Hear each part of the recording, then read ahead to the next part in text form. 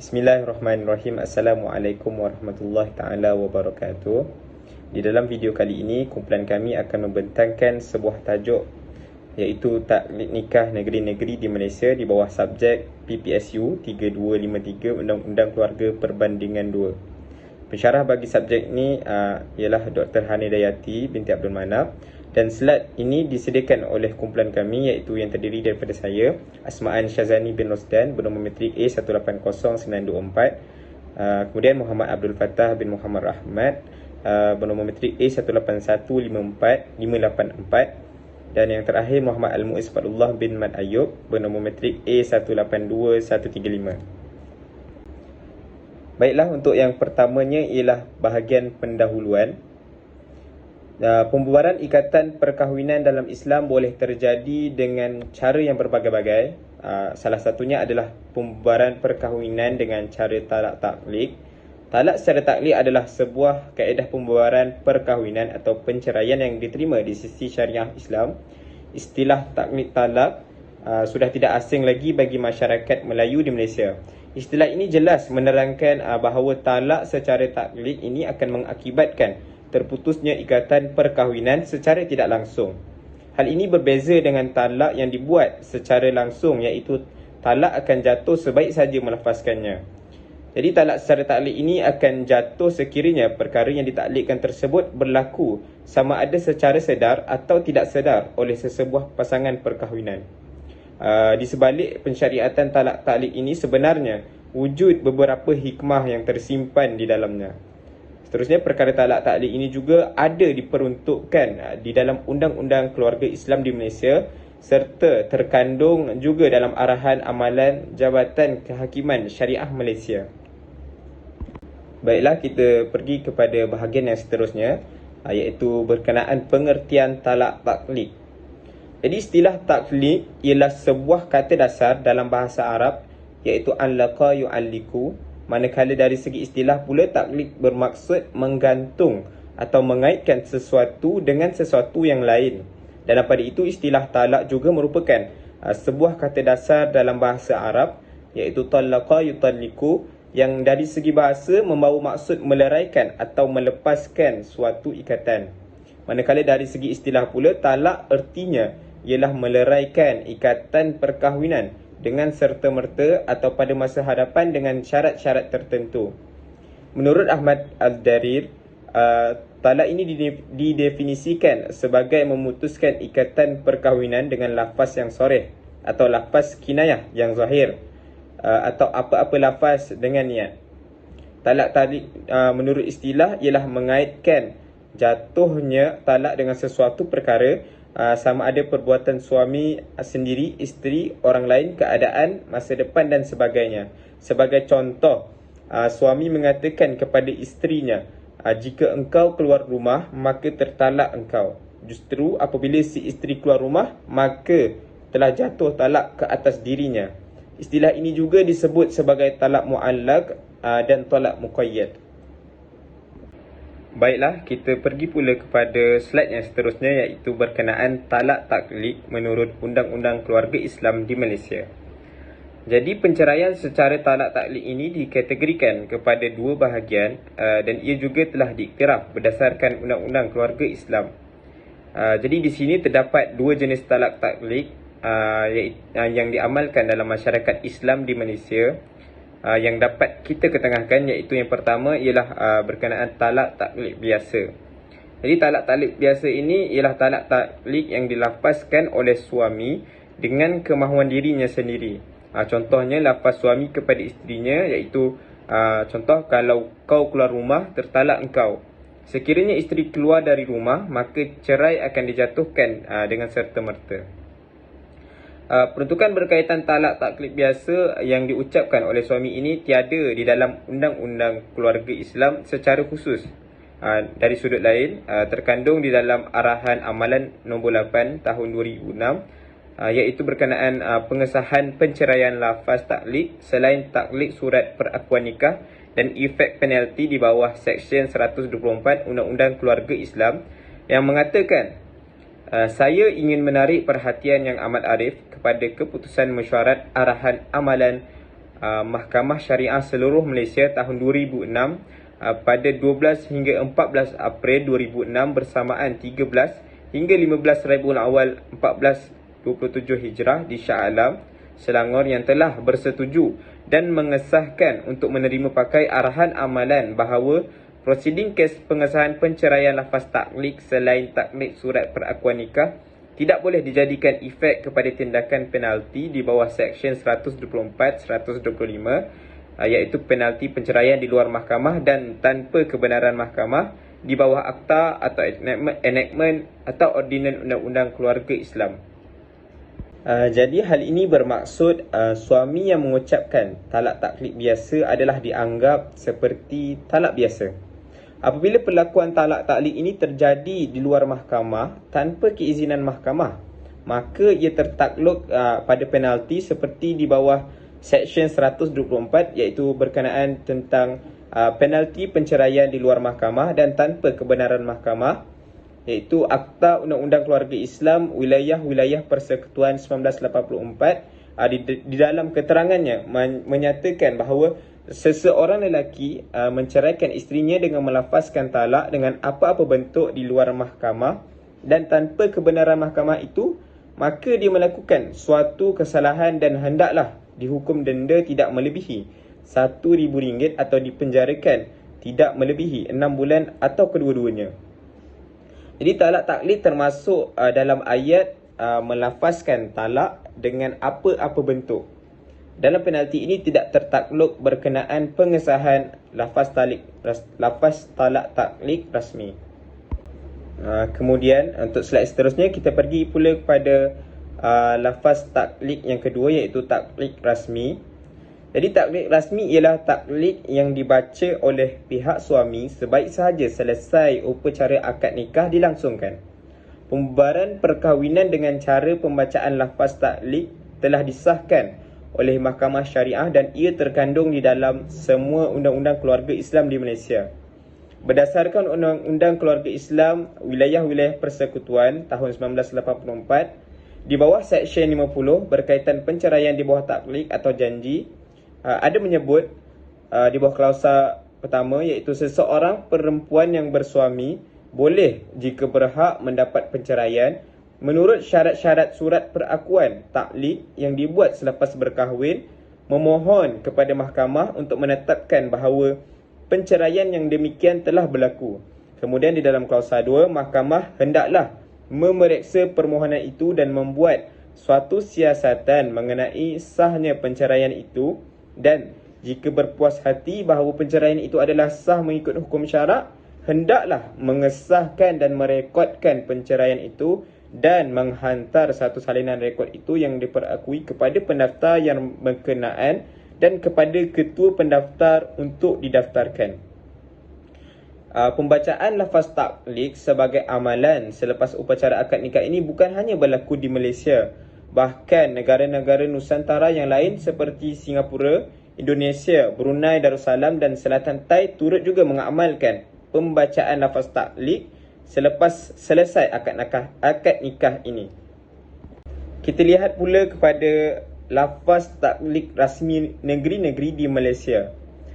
Lafaz taklik pernikahan yang berlaku di setiap negeri-negeri di Malaysia telah menjadi satu presiden rasmi bagi suami dalam sesuatu akad perkahwinan, kecuali di negeri Perlis yang menetapkan supaya perlu membaca lafaz taklik tersebut yang disediakan oleh pihak Jabatan Agama Islam Negeri masing-masing.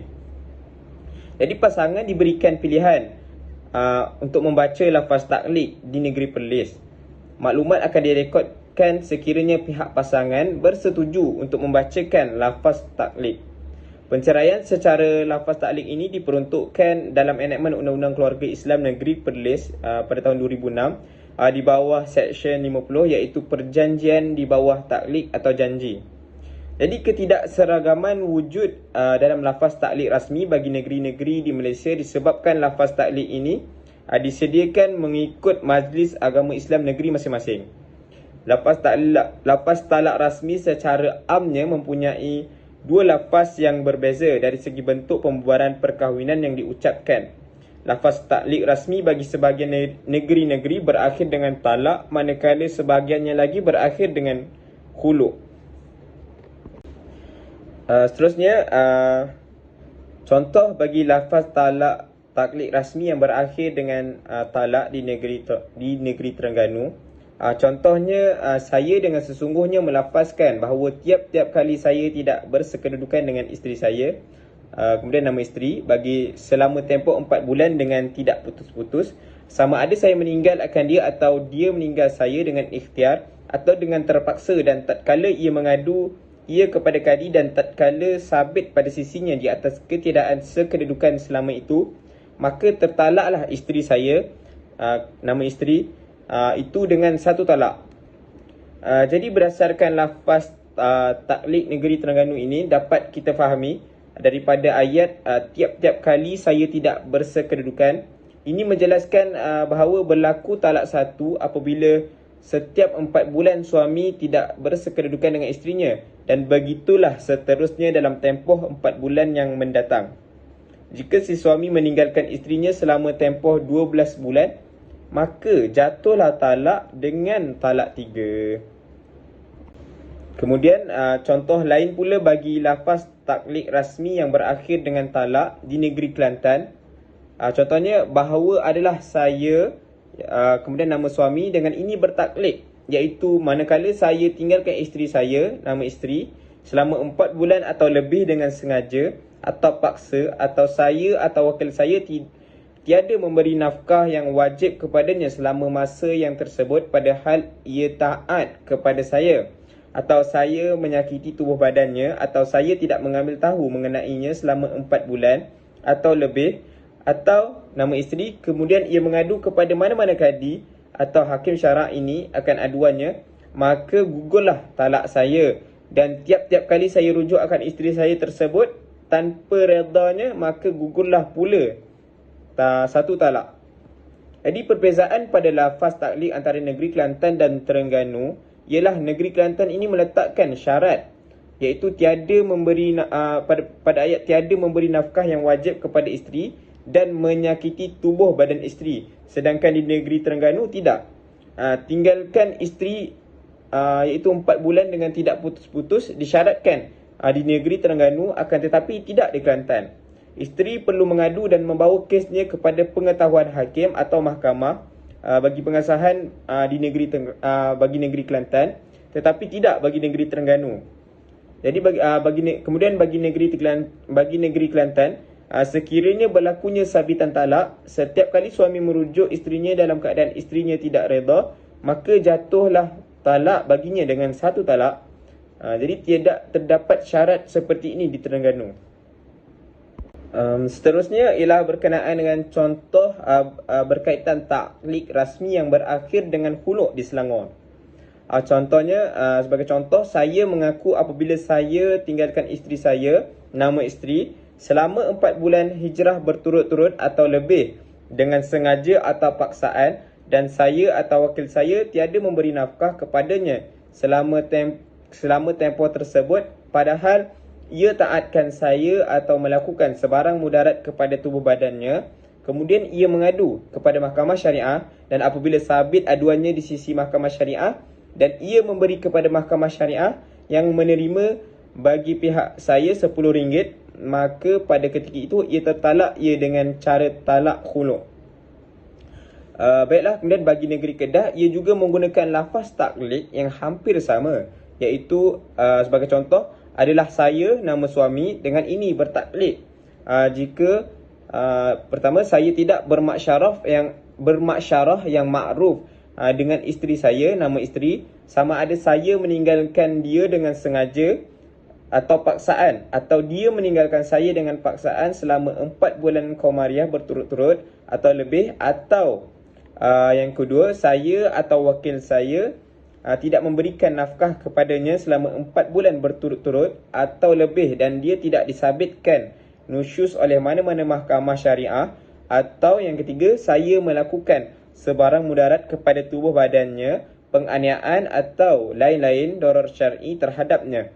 Dan apabila dia mengadu kepada kadi atau hakim syar'i dan sabit aduannya di sisi kadi atau hakim syar'i, dan ia memberi kepada hadi atau hakim syar'i bagi pihak saya sebanyak RM10 Malaysia atau senilai dengannya, maka pada ketika itu tertalaklah dia, nama isteri, dengan dengan satu talak khuluk. Baik, jadi lafaz taklid bagi negeri Selangor dan Kedah adalah sama, iaitu kedua-dua negeri ini menetapkan bahawa sekiranya berlakunya mana-mana syarat taklid, pihak isteri berhak untuk membuat aduan kepada mahkamah. Pihak isteri juga berhak melakukan khuluk atau tebus talak sekiranya mahkamah berpuas hati dengan kesahan aduan yang dibuat, iaitu dengan membayar wang sebanyak RM10 yang diterima oleh mahkamah bagi pihak suami. Berbeza pula dengan lafaz taklid bagi negeri Kedah, iaitu meletakkan syarat, yakni dia, isteri, meninggalkan saya, suami, dengan paksaan selama 4 bulan Qamariah berturut-turut atau lebih. Yakni isteri yang meninggalkan suami walaupun secara paksa, dan ini terdapat di negeri Selangor. Kemudian hal ini juga termasuk berkaitan syarat, iaitu tidak bermasyarah yang makruf dengan isteri, wujud dalam lafaz taklid di negeri Kedah namun tidak di negeri Selangor. Sementara itu lafaz taklid di negeri Selangor mempunyai perbezaan di dalamnya, iaitu apabila menyebut syarat isteri untuk menuntut khuluk apabila suami meninggalkan isteri lebih 4 bulan Qamariah dan suami atau wakilnya tidak membayar nafkah kepada isterinya, manakala penggunaan kata atau terdapat bagi lafaz taklid di negeri Kedah.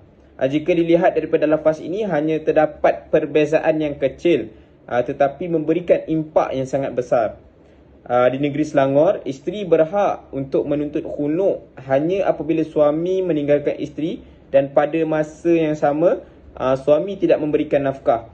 Walau bagaimanapun di negeri Kedah menyatakan bahawa salah satu daripada keadaan tersebut sudah memadai untuk isteri memohon khuluk.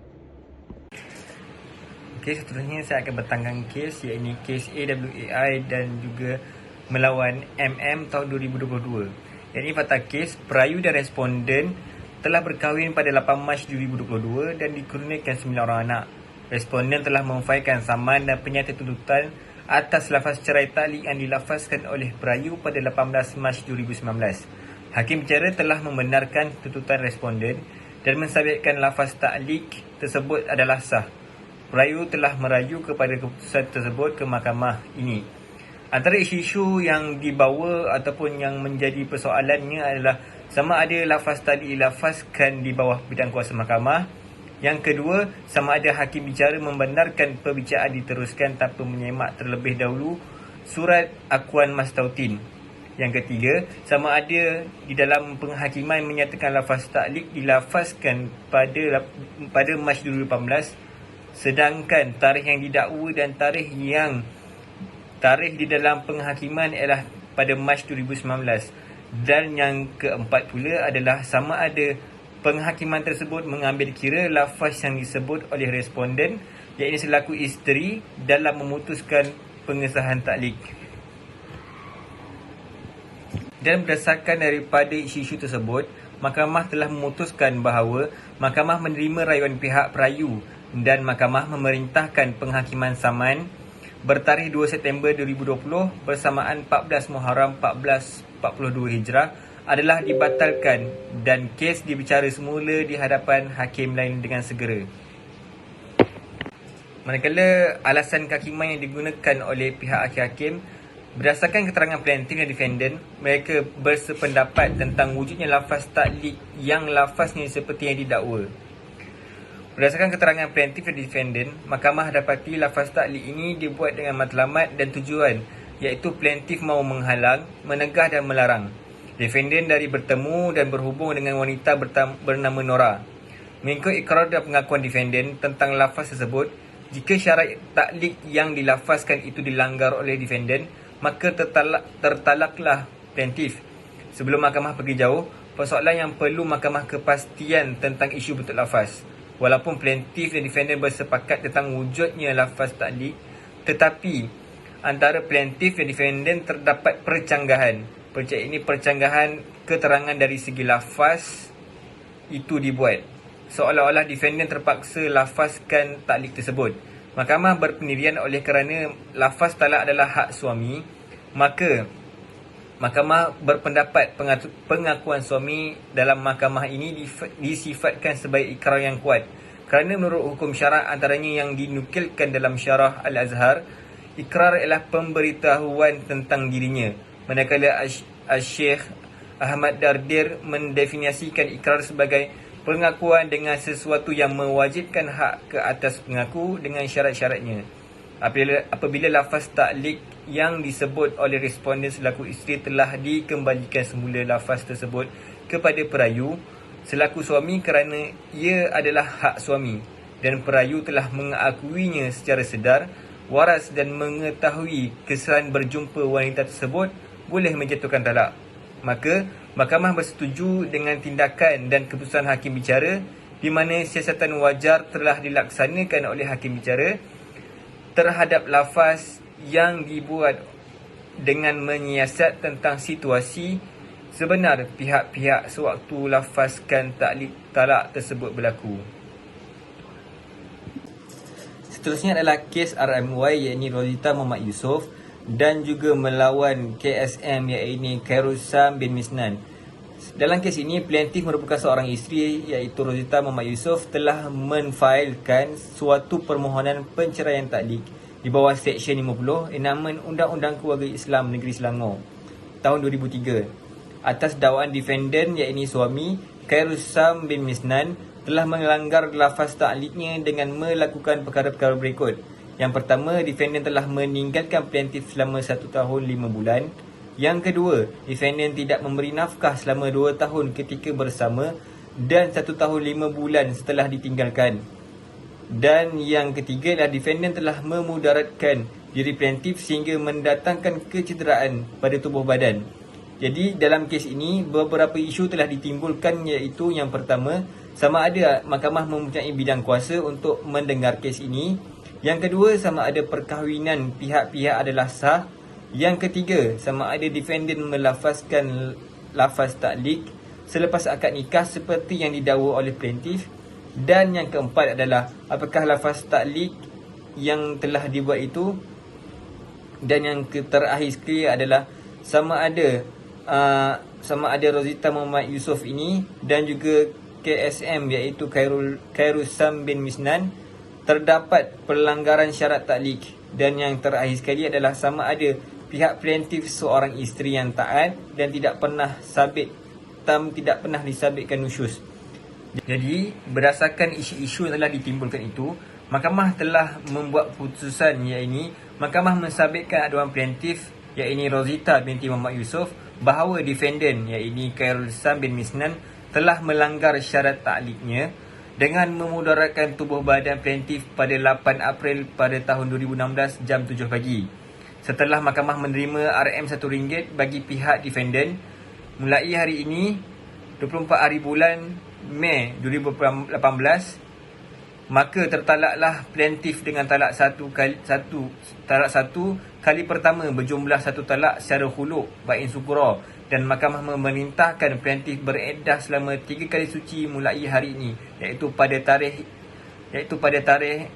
24 hari bulan Mei 2018 tersebut. Berdasarkan kes ini, alasan kehakiman yang digunakan oleh hakim yang pertama adalah setelah mahkamah meneliti keterangan plaintiff, mahkamah berpuas hati bahawa defendant adalah seorang pengantin lelaki yang telah melafazkan lafaz taklik sebagaimana yang tercetak di hadapan bahagian bawah surat perakuan nikah yang dimiliki oleh plaintiff berdasarkan pengesahan pendaftar nikah cerai rujuk dan defendant sendiri yang telah menandatangani taklik tersebut. Plaintiff juga mengakui ada mendengar sendiri lafaz taklik tersebut semasa selesai upacara akad nikah yang lalu. Oleh yang demikian, fakta wujudnya taklik tersebut adalah diterima dengan yakin berdasarkan bayinah tersebut dan mahkamah berpuas hati fakta ini telah dibuktikan dengan sewajarnya. Yang kedua pula, keempat-empat syarat yang dinyatakan di atas iaitu syarat-syarat dalam perkara berikut mengikat pihak defendant supaya defendant tidak melakukan perkara yang disebut dalam taklik ataupun melarang defendant daripada melakukan apa yang disyaratkan dalam taklik sepanjang hidup sebagai pasangan suami isteri. Sekiranya diingkari syarat taklik itu, maka boleh membawa kepada berlakunya pelanggaran taklik. Jadi itu saja daripada bahagian saya. Saya sambung kepada rakan saya yang seterusnya. Okay, Bismillahirrahmanirrahim. Saya teruskan pembentangan dengan isu berbangkit daripada undang-undang dan kes. Jadi terdapat 3 isu yang dapat saya petik. Antaranya adalah isu lafaz cerai taklik tanpa mengikut prosedur dan keizinan. Yang kedua adalah isu pembuktian dalam pengesahan lafaz taklik. Dan ketiga adalah isu menarik balik lafaz taklik. Jadi saya mulakan dengan isu yang pertama, iaitu isu lafaz cerai taklik tanpa mengikut prosedur dan keizinan. Jadi cerai taklik ni adalah taklik cara kedua berbanding yang pertama, iaitu cerai taklik yang dibaca dengan izin, iaitu lafaz yang terdapat di belakang surat nikah selepas akad berlangsung. Jadi apabila taklik ini berlaku, ia difailkan di bawah Seksyen 57 Enakmen Keluarga Islam mana-mana negeri. Ya, perceraian luar mahkamah merupakan suatu kesalahan di bawah enakmen ini dan pihak suami boleh didenda sehingga RM1,000 atau penjara tidak melebihi 6 bulan atau kedua-duanya sekali. Jadi antara contoh lafaz taklik ini yang boleh dikatakan lafaz taklik talak tergantung, bagi cara kedua ni adalah seperti jika kamu keluar daripada rumah ni maka kamu tertalak, atau apabila kamu keluar daripada rumah tanpa menutup aurat maka jatuhlah talak. Jadi dalam keadaan di atas, talak ni akan gugur apabila isteri melakukan perkara yang disebut oleh suami, iaitu keluar daripada rumah atau keluar daripada rumah tanpa menutup aurat.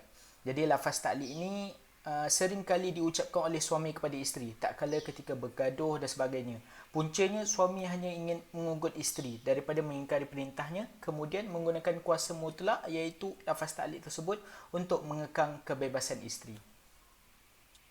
Seterusnya, isu yang kedua iaitu isu pembuktian dalam pengesahan lafaz taklik. Jadi, isu ini merupakan satu bebanan yang diletakkan di bahu isteri. Kerana isteri perlu membuktikan kepada mahkamah bahawa suaminya pernah mengucapkan taklik berkenaan atau telah melanggar taklik sijil nikah ke atas dirinya. Jadi, cara untuk pembuktiannya adalah melalui dokumen-dokumen dan saksi-saksi yang perlu dikemukakan di mahkamah semasa perbicaraan. Jadi tanpa sebarang catatan, pengucapan taklik oleh suami tidak dapat dibuktikan dan aduan berkenaan akan ditolak oleh mahkamah. Jadi keperluan taklik lisan untuk didokumen dan didaftarkan di mahkamah di hadapan pihak yang bertanggungjawab seperti pegawai takbir agama daerah merupakan suatu keperluan yang sangat mendesak dalam menjaga kepentingan dan hak isteri. Jadi perkara ini sering menjadi isu kerana kebanyakan daripada mereka yang sukar untuk mengumpulkan bukti serta menampilkan saksi dalam pembuktian taklik yang dilanggar oleh suami. Jadi apabila kekurangan bukti, beban pembuktian terhadap lafaz taklik tersebut jatuh kepada kejujuran suami dan isteri apabila dengan mengangkat sumpah dan affidavit di mahkamah. Jadi isu yang terakhir adalah isu menarik balik lafaz taklik. Jadi, isu ini adalah suatu perbuatan yang tidak cerdik bagi seorang ketua keluarga kerana lafaz tersebut diucapkan oleh suami secara tergesa-gesa dan dipengaruhi oleh emosi yang tidak stabil seperti taklik lisan tersebut. Diucapkan dalam keadaan marah. Apabila kemarahan tersebut telah reda, suami mula merasa menyesal atas perbuatannya kemudian meminta maaf kepada isteri dan perkataan bahawa tiada unsur niat dalam lafaz tersebut serta beralasan bahawa lafaz tersebut hanya berlandaskan nafsu dan amarah. Jadi jumhur ulama sepakat mengatakan bahawa talak taklik ini tidak boleh ditarik balik atau dibatalkan. Bahkan taklik tersebut berkuat kuasa selama-lamanya sehingga dilanggar. Jadi kesannya apabila perbicaraan di mahkamah semasa kes pengesahan perceraian, mereka kerap memberikan alasan yang sama yang tak munasabah seperti tiada niat untuk ceraikan, tak tahu tentang kesan taklik tersebut, tidak sedar atas lafaz yang dilontarkan serta hanya sengaja untuk mengugut isteri daripada ingkar dengan perintah. Sebagai kesimpulan, taklik nikah negeri di Malaysia merupakan proses formal yang dijalankan di dalam agama Islam dan diiktiraf dalam Undang-Undang Keluarga Islam di setiap negeri di Malaysia.